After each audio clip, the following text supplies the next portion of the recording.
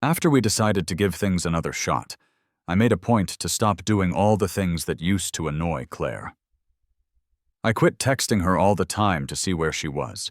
I stopped getting jealous for no reason. And I didn't pick fights over small stuff anymore.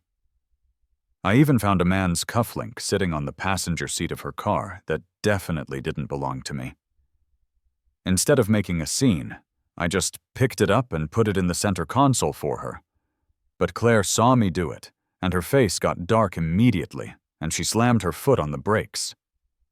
Claire was a very pretty woman with delicate features, but she had this intense vibe like she was always the boss of everyone in the room. Right now, she was rubbing the top of her nose like she had a headache. "That cufflink is Simon's," she said. "We had a dinner meeting last night that went really late. He drank way too much, so I had my driver drop him off at his place." She looked over at me and actually explained herself, which was weird because she usually hated having to explain anything. "I've told you 100 times, Arthur. I only look out for him because his dad is a close friend of my family. There isn't anything going on between us.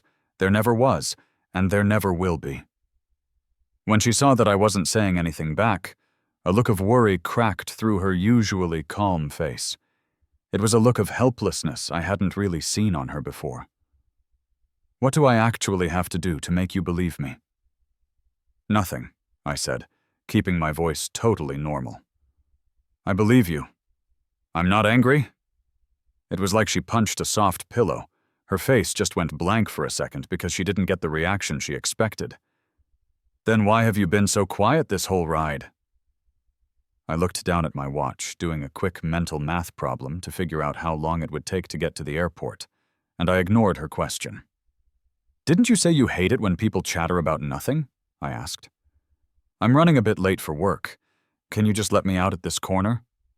I was looking out the window at the traffic, so I completely missed the nasty look that crossed Claire's face. "You always get out at the next light," she said. "We are still more than a mile away from your office." I hadn't really planned for that, so I had to turn and look at her while she studied my face. "It's early," she said, suspicious. "If you aren't going to the office, where are you going?" Just as she was starting to look really suspicious, her phone rang. It was the special ringtone she had set specifically for Simon. Claire's sharp look softened up instantly. Her eyes looked away from me, which was a total giveaway. "It's a work call," she said. "I need to take this." She immediately forgot about questioning me and unlocked the car doors. "You can hop out here then." I nodded and unbuckled my seatbelt fast, but she stopped me before I could open the door. "Don't be so clumsy," she said. "Watch out for cars." Her voice coming from behind me sounded a little softer, almost like she was trying to be nice. "I made a reservation at that restaurant you've been talking about. I promised you before that I wouldn't miss another anniversary. Happy 7th anniversary, Arthur. I'll see you tonight." My hand stopped on the door handle for a second.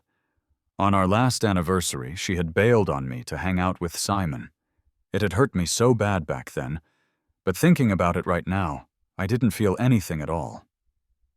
"You should answer that call," I said quietly. "Don't keep them waiting." After all, Simon wasn't the type of guy who could be kept waiting, and neither could my airplane. As for our anniversary, well, this year, next year, and every year after that, I was going to be missing it. I finally managed to get on the plane. After I found my seat and sat down, I felt a little bit lightheaded because I hadn't had time to eat breakfast.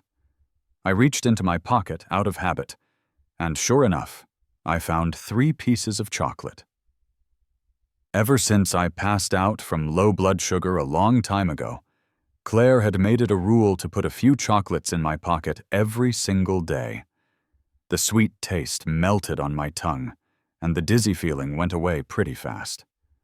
But then, a really gross, bitter taste seemed to come up in my throat to replace it. 7 years. How did Claire and I end up like this?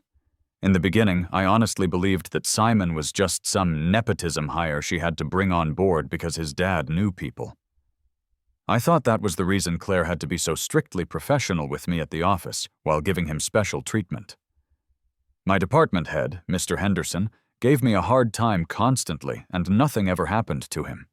But the one time he was slightly rude to Simon, he got fired immediately. Behind his back, everyone called Simon the Prince, even right in front of me, Claire's secret boyfriend.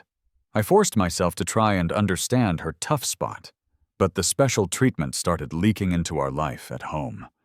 Over and over again, Claire would ditch me to run to him whenever he called. One night, things finally blew up. I saw a photo in a private group chat with some people from work. Claire, who had told me she was working late, was actually at a late-night movie with Simon. It was the exact same movie I had begged her to go see with me, the one she had flat out refused to watch. Everyone says you have to see The Letter with the person you love, I had told her, pulling on her arm like a kid. We should go. Claire hadn't even looked up from her work. Watching cheesy romance movies is a waste of life, she had said. But in the photo, she looked amazing, smiling really big. She didn't look impatient at all. The messages in the group chat were scrolling by fast, blurring in front of my eyes. When Claire got home later, I asked her in a flat voice, "Was the letter good?" She looked a little surprised for a second. Or maybe I just imagined it. She acted totally calm, her face blank. "Were you following me?" My heart felt like someone was smothering it with a heavy, wet towel. I couldn't catch my breath. "Do I need to follow you? That cute picture of you two has been all over the office group chat." My chest was heaving up and down. "Claire, if you want to break up, just say it. You don't have to lie to me like this." Her expression didn't change at all. She looked as calm as someone watching a boring play. "If you don't have even the basic trust in me, then I have nothing else to say to you. Arthur, I've had a long day. I don't have the energy to fight with you." No guilt, no explanation. Compared to how pathetic I looked, she was so composed. She even remembered to carefully put the paper bag she was holding onto the table. The words, "The Letter," printed on the bag felt like a punch in the gut. All the feelings I had been pushing down for so long, wrapped up in this huge sense of unfairness, just came crashing down on me. Finally, I snapped. I grabbed the bag and smashed it onto the floor. It wasn't sealed shut, so the stuff inside tumbled out with a few soft thuds. I didn't even look down. I just stared at Claire with red eyes. We stared at each other in a standoff. A moment later, she stormed out and slammed the door behind her. I stood there frozen like a statue until something rolled over to my shoe. I looked down, shocked. It was a chocolate. The floor was covered in round, handmade chocolates. My heart got soft again. I wanted to talk to her, to fix things. But for 3 whole days, Claire didn't answer her phone and didn't come home. I swallowed my pride and sent her a text message. "I was wrong to lose my temper without talking to you first. But it's also true that you said you were working late, but went to the movies with him. Tonight is our 6th anniversary. I'll be waiting for you at home. Let's sit down and talk this through, okay?" But I waited from the morning until night and she never came back. As it got close to 11 p.m., I decided to go find her at the office. On the way there, I ran into Mr. Henderson, the manager Claire had fired because of Simon. He dragged me into a dark alleyway. "I don't dare touch the CEO, but I can sure as hell go after the pretty boy she protects, can't I?" I called her private number over and over, but nobody answered. My scared yells for help were met with silence. If a stranger hadn't walked by and scared him off, I would have ended up with way worse than just a bruised and swollen face. When my phone suddenly rang, I jumped and let out a little scream. Seeing the name on the screen, the strength that had kept me going all night just collapsed. My voice sounded like a choked sob. Claire? Hello? It was Simon's voice, low and sounding like he was smiling. Claire's in the shower. I saw you called a bunch of times. Can I ask who this is and what you need? My throat felt like it was burning. This pain was so bad I wanted to rip my own voice box out. Hanging up the phone felt like it took all my energy. Beaten up and broken, I limped to the police station to file a report. When it was all done, my clock showed it was 12:01 a.m. the next day. I finally got a call back from Claire. Her tone was as superior as ever. Learned your lesson? In that second, I knew. She had done it on purpose. All those ignored calls on our anniversary were her way of punishing me for not trusting her. Tears ran down my swollen face, stinging my cuts. When I spoke, my voice sounded raspy and broken. Claire, I said, let's break up. There was only a second of silence on the other end. Then a cold laugh. Fine, don't you regret it? She hung up without thinking twice. She agreed to the breakup without hesitating at all. At first, I just had trouble sleeping. I couldn't stop replaying everything about our time together. I was scared I had judged her wrong, that I was being unfair. I started reading our old texts over and over, but the more I read, the sadder I got, and the more resentful I felt. I started to hate Claire. 6 years. 6 whole years. I hated how she could just throw me away like trash. At 4:00 a.m., I painfully deleted all her social accounts from my phone. I got up and in a rage gathered all her stuff. I stuffed it all into big garbage bags and threw them violently into the dumpster downstairs. After all that, I thought I would feel better. But it felt like I had planned to swat a mosquito that was biting me, only to realize the blood that splattered was my own. I went to work on time, like nothing happened. But only I knew that a huge chunk of me was missing. The part where Claire used to be. It had started to rot. To survive, I had to cut out that rotting part myself. But I forgot that a wound that big can kill you. My emotions started going crazy after I saw her at a big company meeting. Claire was as poised and confident as ever. Actually, she looked even better. It was like losing me didn't affect her at all. Simon exchanged a look with her that he probably thought was subtle, his face turning a little red. I stopped sleeping and threw up everything I ate. Claire didn't use social media, so I started obsessively checking Simon's accounts. I analyzed every post that had anything to do with her, until one day I passed out from low blood sugar at the office and got rushed to the hospital. Claire actually lowered herself to visit me. It was the 29th day since we broke up. She casually twisted the matching promise ring on her finger. "Arthur, you've lost weight." I stared at the wall, my mouth moving stiffly. "I'm sorry." A winning smile spread across Claire's face. We got back together. There's an old saying that a short, sharp pain is better than a long, dull ache. But that doesn't work for everyone. For someone with a weak will, the best way is a quiet withdrawal. You keep the person in the same spot in your life, but you slowly stop expecting anything from them. It was like slowly boiling my own heart. The process wasn't too hard. The end wasn't too painful. At first my heart would still hurt whenever I had to pretend to be the bigger person. But Claire seemed very satisfied. Otherwise, she wouldn't have smiled a little and patted my head like I was a dog. "Arthur, you've grown up." About 6 months after we got back together, my plan to save myself started working. I was slowly becoming the person Claire wanted me to be. When she didn't come home all night, I didn't check on her. I stopped asking about her and Simon. By the time I realized it, That piece of rot inside me had finally fallen off on its own. I paused for a moment, then smiled. Then I sent my resume to a company in France.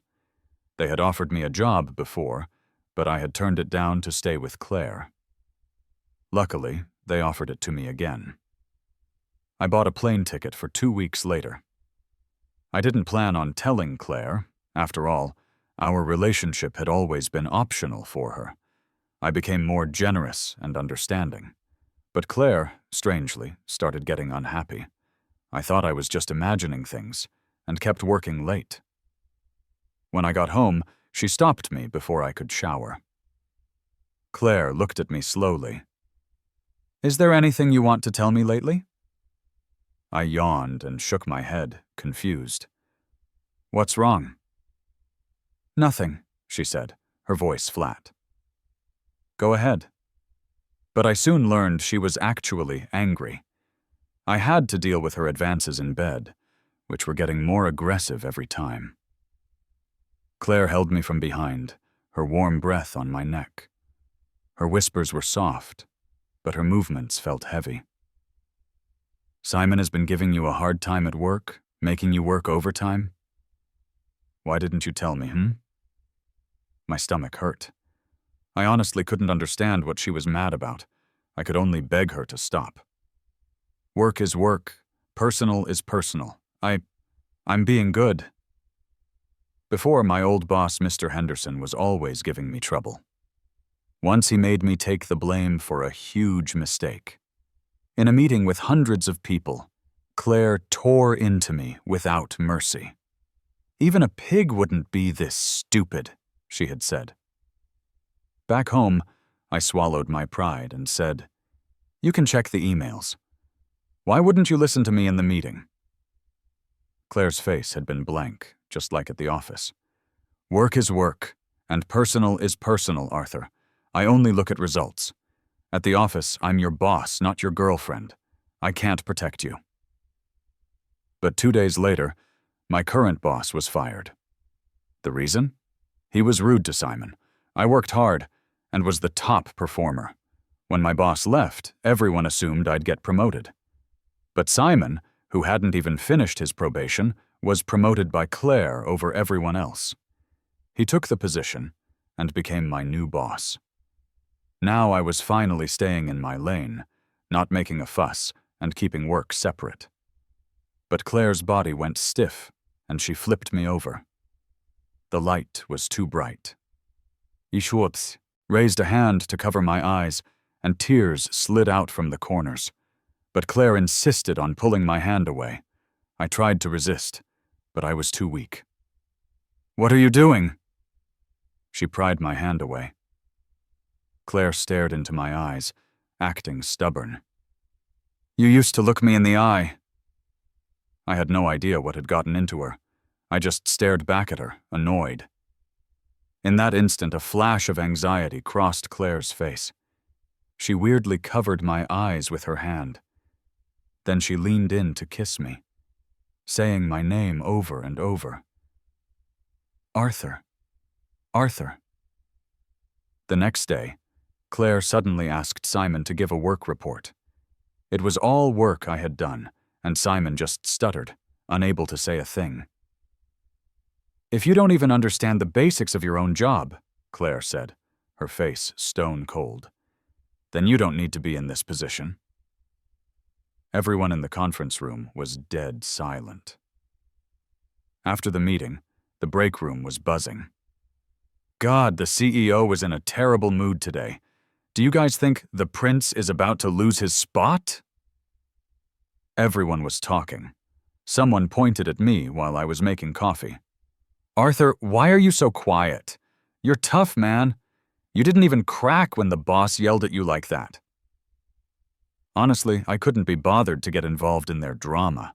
But in a situation where everyone is gossiping about the boss, staying silent makes you a target. So I just laughed it off. Who am I to compare myself to the prince? I'm just a worker bee. They're childhood sweethearts. They fight 1 minute and make up the next. It's just a classic office romance thing. "Hey, why are you nudging me? Stop it." I looked down to steady my cup and added, "They're a perfect match. Honestly, I totally support them together." Only after I said it did I notice the room had gone totally quiet. I looked up and met Claire's ice-cold face. Amid the pitying looks from my coworkers, I was summoned to the top floor by a furious Claire. The moment I stepped inside, she wrapped her arms around me from behind. I jumped in surprise. Claire was usually so careful about this stuff. To keep us a secret, she made me get out of the car 2 lights early every morning. But now the office door was open, and anyone could walk in. I pushed her away fast. "Someone will see." Claire started staring into my eyes again, like she was trying to dig something out of them. After a long moment, she finally lowered her hand. "Arthur, there's really nothing between me and Simon." Before, I would have begged for this. "Forget it. It's fine if you're still upset. From now on, I'll prove it to you with my actions." I was stunned. I never expected to get the promise I had cried and fought for before we broke up. And now I was getting it for no reason at all. But now, my flight was in 7 days. I didn't want anything from her anymore. Claire started to change.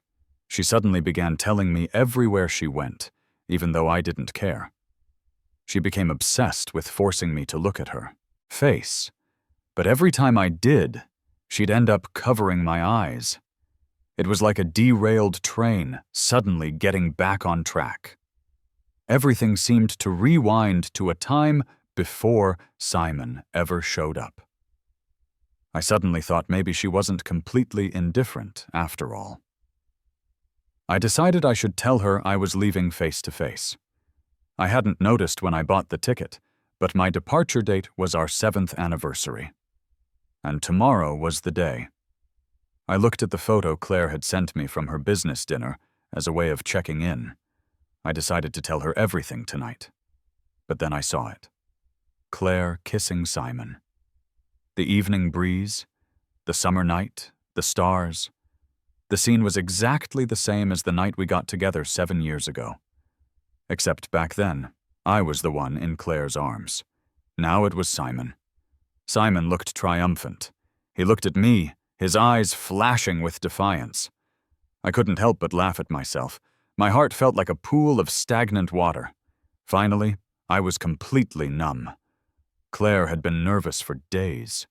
Maybe because Arthur was acting a little too well-behaved. Before, he would start talking about how he wanted to celebrate our anniversary months in advance. But today was our 7th anniversary. If she hadn't brought it up in the car, he seemed to have forgotten it completely. Claire frowned and looked at her silent phone. A weird feeling of losing control crawled up her spine. It felt like something was slipping away. She couldn't grab it, but she had to do something. So she sent another text to Arthur. "I'm handling something important over here. Be good. See you at the Sunset Grill at 6:30 p.m. Just then, a cheerful voice called out, "Claire?" Claire looked up, annoyed. She saw Simon's face, and next to him, his father. A caregiver pushing her own father's wheelchair followed them. Her father looked grumpy as always. "After we finish business, it'll be dinner time, so I invited my future in-law to join us." Simon's father acted like an elder, chiming in. "It's been a whole year. It's time to set a date for you two to get married. Your father isn't well. Why did you ask him to come here? Let's get this over with so we can eat." Simon nodded. "All right," Claire said, with a cruel look on her mouth but no smile in her eyes. "I was planning to meet with your father tomorrow, anyway." Simon's father smiled, but it froze when Claire spoke again. "Then it's a perfect time to discuss the land in the Northwood development." "Northwood? What Northwood?" Simon's father looked like his eyes were going to pop out. Claire's father's face changed too. Only Simon was confused. "Dad, it's that land Claire said was urgent. Last night Simon said, Anyway, last night I got your official seal and stamped it for her." With every word Simon spoke, the two old men looked paler. Within minutes, Claire's father had passed out from rage and had to be dragged out. Only Simon stood there frozen. He finally understood. His eyes turned. "Redempted. So you've been using me this whole time? Being nice to me was an act just to get my dad? I don't understand business, but I never hurt you. I even waited for you to break up with your boyfriend. How could you do this?" Simon had let his father use his shares to pressure her into marriage. Now that she had her shares back, Claire didn't care. Her voice was cold. "Didn't you? If you hadn't used your privileges, how would you have gotten a job at my company?" Simon looked at her like he didn't know her. "Oh," he said through tears. "So you're standing up for your boyfriend Arthur?" Claire hadn't expected him to know Arthur's name. Her brow furrowed. Simon caught it. So the name Arthur was her weakness. "Arthur submitted his resignation this morning," Simon said, his voice getting sharp. "Since he's a level below me, I didn't need your approval to accept it. I figured you didn't know, so I'm telling you." Claire's eyes got small. She checked her watch and stood up. "I have to go." "By the way," Simon shouted as she walked away fast. He wanted to hurt her.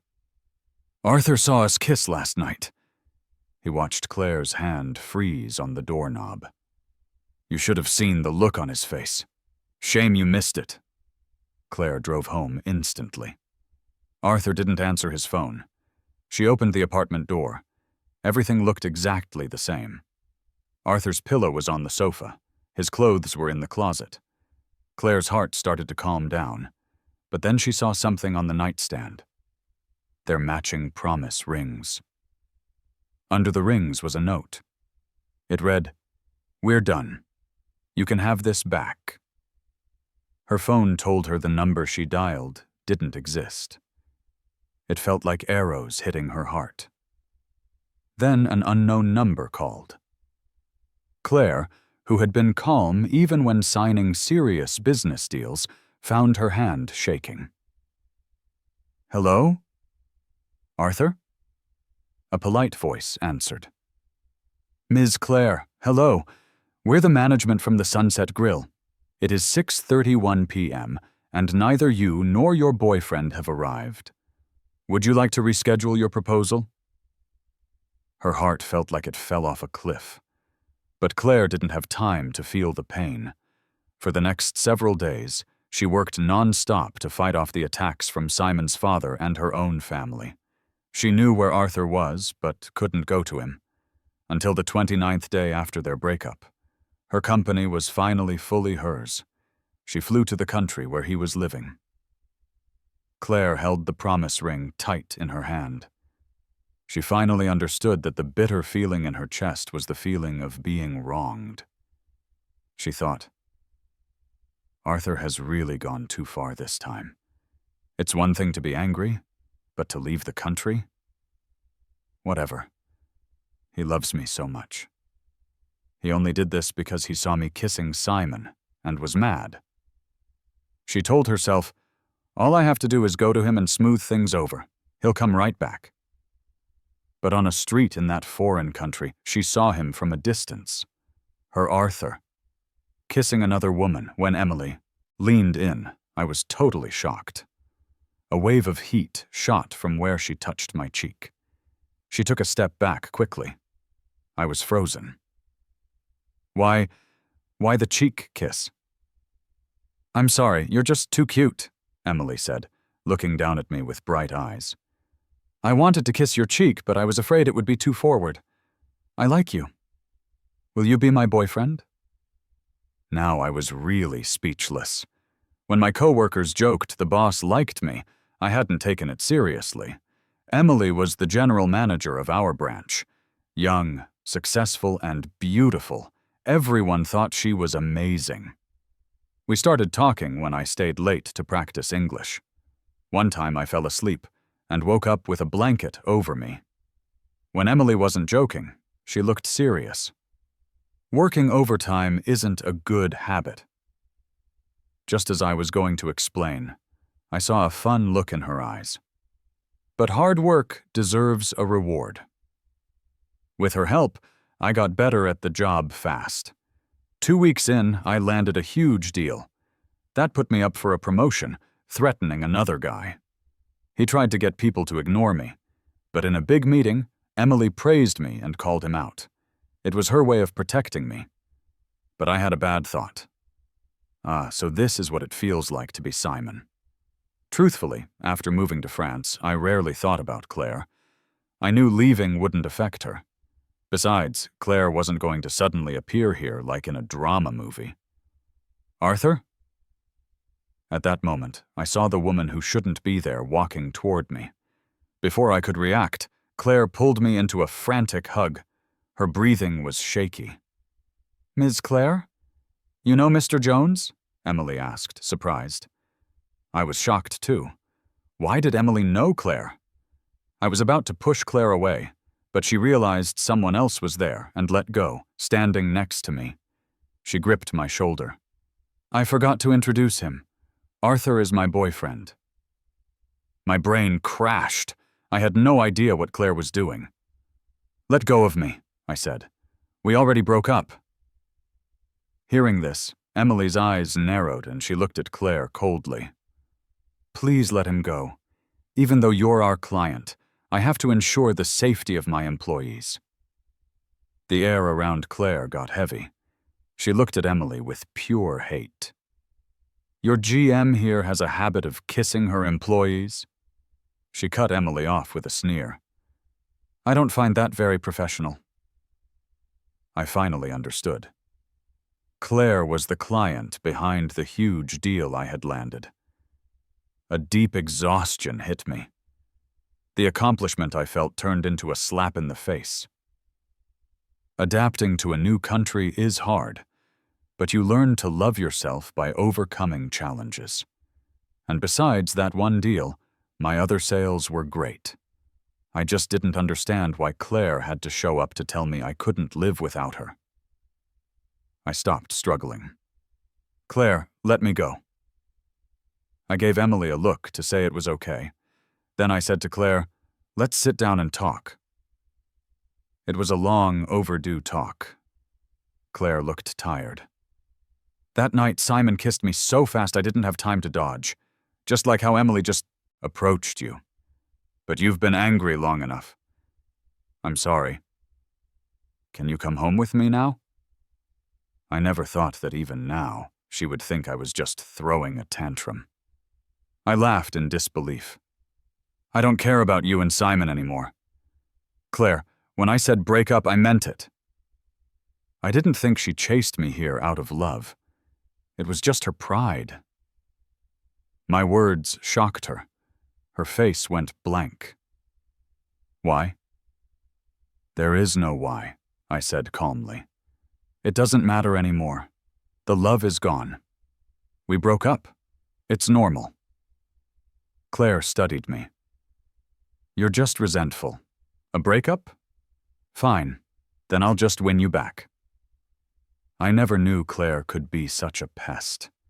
She used to care so much about her image. Now she demanded to work alongside us in our office as a client. She inserted herself into my life. I wasn't vain enough to think it was love, it was just her pride. One day I heard coworkers betting on who I'd end up with, Emily or the client. They all bet on Emily. Then the sound of a cup breaking made everyone look. Claire was standing there. She looked lost. This time Claire used her status to force me to have dinner. She held her glass tight. "This past year I've been terrible to you, haven't I? I was wrong. But I've fired Simon. My feelings haven't changed. You can't condemn me over this. Just like I know there's nothing between you and Emily, right?" I watched her and felt satisfied for the first time. "It doesn't matter," I said. Again with "it doesn't matter." Then what the hell does matter? Claire raised her voice, making people stare. She calmed herself down and took out the rings. "You said you wanted to trade this for a wedding ring. Let's go home and get married, okay? Claire knew how much I used to want that. But now, I felt nothing. I took the rings. On our 6th anniversary, I called you many times. You didn't answer. I was sleeping at the office. Simon came to bring me something. We didn't do anything. She stopped, looking like she was choking. The biggest obstacle wasn't Simon, I said, opening up my heart. Being with you was exhausting. You made me feel replaceable. I worked so hard for validation, but I realized I needed to validate myself. I thought I couldn't live without you, but I'm actually happier without you. Claire looked devastated. She watched as I threw the rings out the window. She didn't say a word. After that, Claire didn't come to the office. The last time I saw her was the project wrap-up. Emily drove me, and Claire sat in the back. It was winter, and a blizzard started. Suddenly the car skidded on the ice. We were thrown around. A car was coming right at us. Just before we hit, a familiar scent surrounded me. My head was held tight in Claire's arms. My face pressed against something hard. It was the ring I had thrown away. Claire whispered, "Arthur, I'm sorry." I woke up. Claire was in the ICU. My arm was broken. Emily was okay. I sat outside the ICU. Lawyers arrived and made me sign papers. Claire had left everything to me in case she died or was incapacitated. One lawyer told me she had been fighting a massive battle for the company and had to play along with Simon to win. She let me misunderstand her rather than show weakness. I realized she loved me, but hurt me at the same time. I broke down crying. Later, Claire was moved to a hospital back home, still in a coma. I went to the Sunset Grill. Someone was proposing nearby. The waiter told me about a woman who booked the place once but never showed up. She had a custom centerpiece made that said, "Worth the wait." I watched the sunset and cried. Only Claire could bring me such extreme love and hate. I went back to her room. She was lying there quietly. I whispered, "I know you love me, but being broken and rebuilt is too painful. I can't do it again. I accept your apology. Our 7 years are wiped clean."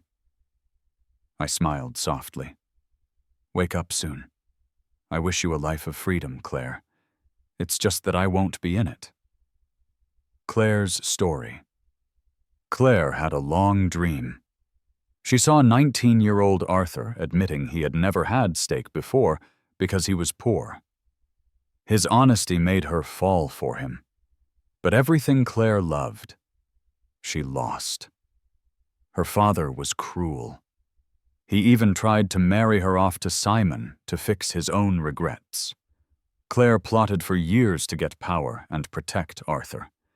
She had to use Simon's weakness. She thought, "I can never let Arthur know." She needed to be the strong protector, not someone desperate. As long as she didn't cheat physically, she felt she hadn't betrayed Arthur. When he confronted her, she just avoided it. Later, she brainwashed herself. She was sacrificing for their future. So why couldn't he just be obedient? She also felt arrogant because she had the upper hand. Arthur's pain fed her need for control, but she drained him until he withered. When she finally realized, the most painful thing wasn't him saying he didn't love her. It was him saying, "I'm happier without you." She thought she was his shelter, but she was actually the storm.